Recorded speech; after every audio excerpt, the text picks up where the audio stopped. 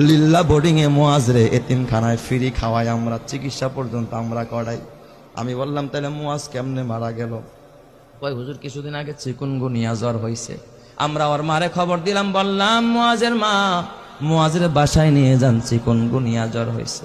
মুয়াজ বাসায় যাইতে চায় না, কয় ওস্তাদ বাসায় গেলে জামাতের সাথে নামাজ পড়তে পারি না, ফজরের নামাজটাও জামাতে পড়া হয় না, আমারে বাসায় দিয়েন না, মরে যাই তো মাদ্রাসায় মরবো, বাসায় যাব না। হুজুর কসম আল্লাহ, আর এই মুয়াজ ওর পুরা মাদ্রাসায় আর একটা সুনাম। মুয়াজ বাসায় যায় না, মৃত্যুর আগের দিন জোহরের নামাজটা মসজিদে গিয়া পড়েছে, আসর থেকে নিয়ে তার অবনতি, রাত্রিবেলায় এশারের নামাজের পরে আমরা পার্শ্ববর্তী ক্লিনিকে নিয়ে গেলাম। সেখানে বাবা অক্সিজেন লাগায় রাখছে, প্রায় গভীর রাত্রে মুয়াজ ওই রাতে ইন্তেকাল করেছে। হুজুর মুয়াজ ইন্তেকাল করেছে, আমরা স্তব্ধ হয়ে গেছি। মুয়াজের দাফনটা আমাদের মাদ্রাসার গেটের পাশে মাদ্রাসার কবরস্থানে আমরা করেছি। হুজুর আমি বললাম তাহলে ঠিক আছে, মুয়াজ ইন্তেকাল করলো, তাহলে পাগড়ি কেন মুয়াজের মাকে দিতে হবে? ওস্তাদ আপনি তো জানেন না।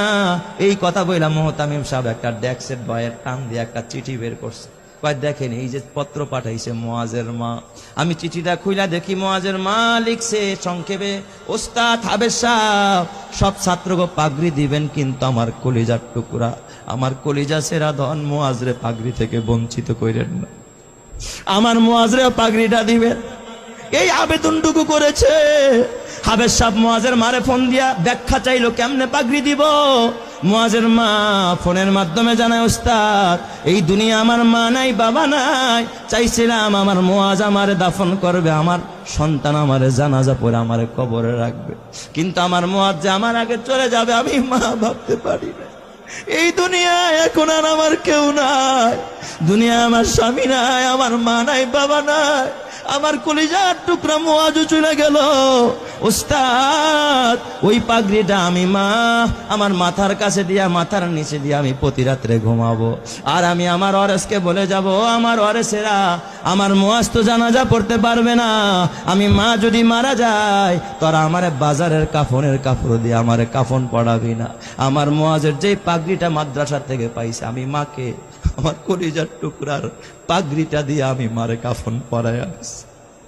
আমি এই পাগড়িটা কাফনের কাপড় হিসাবে ব্যবহার করব, এই জন্য আমি শুধু পাগড়িটা চাই।